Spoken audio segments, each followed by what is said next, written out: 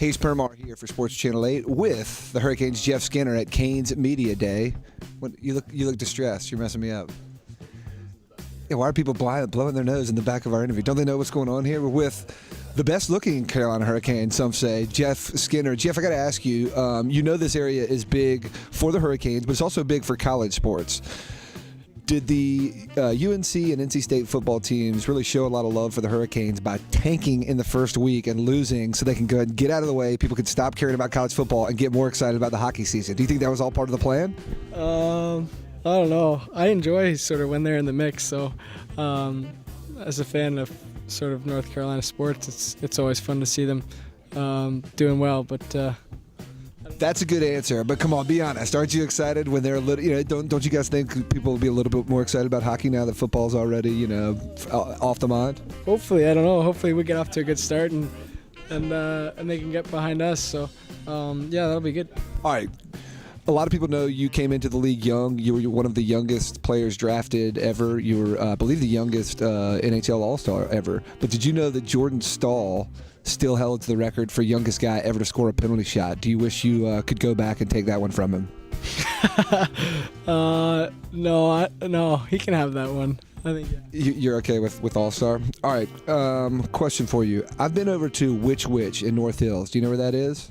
Yep. All right. Now, in Which at North Hills, people can leave bags up where they leave notes.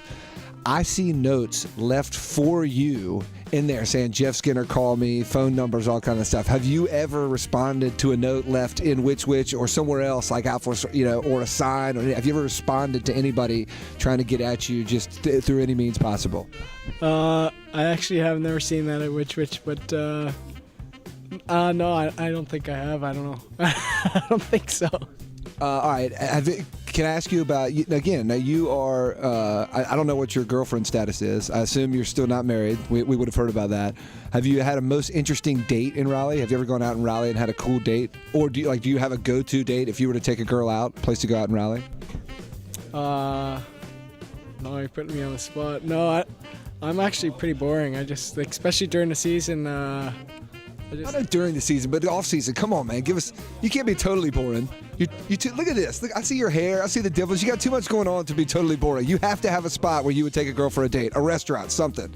Look at us. We're the ones who know. They're married, not them. I need help. Give me advice. Where would I take a girl? I don't know. I usually let the girl decide. I don't know if that's. I just try and be a gentleman, He's a 21st century man. He lets the girl decide. All right. Along those same lines. Was Raleigh more boring before you were 21 and you couldn't really go out, or after 21 when you realized there wasn't really anywhere to go out in Raleigh?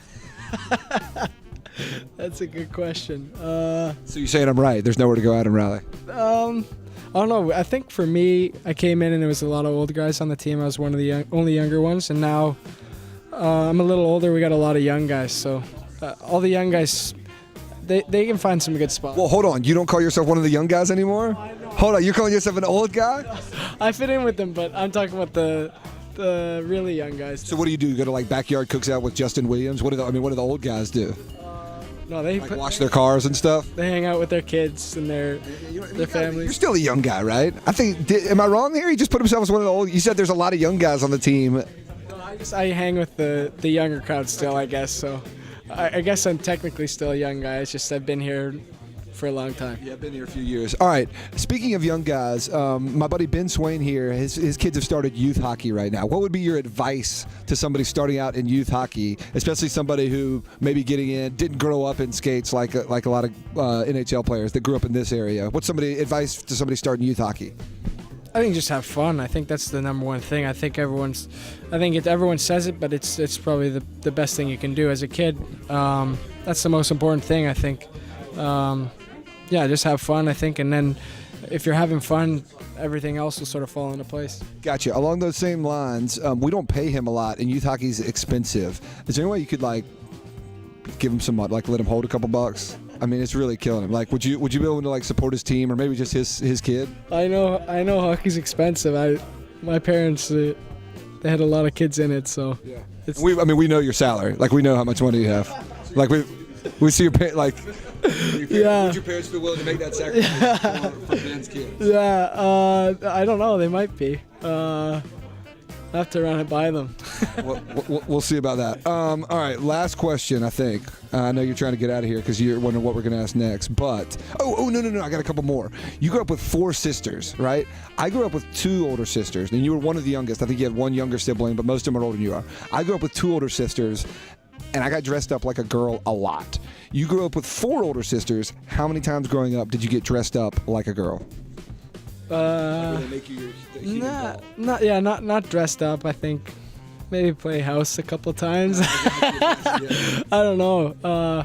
No, my older sister. I usually like my younger sister. I'm a little bit closer in age with her, so maybe it was me kind of bossing her around a little bit, I guess. Gotcha.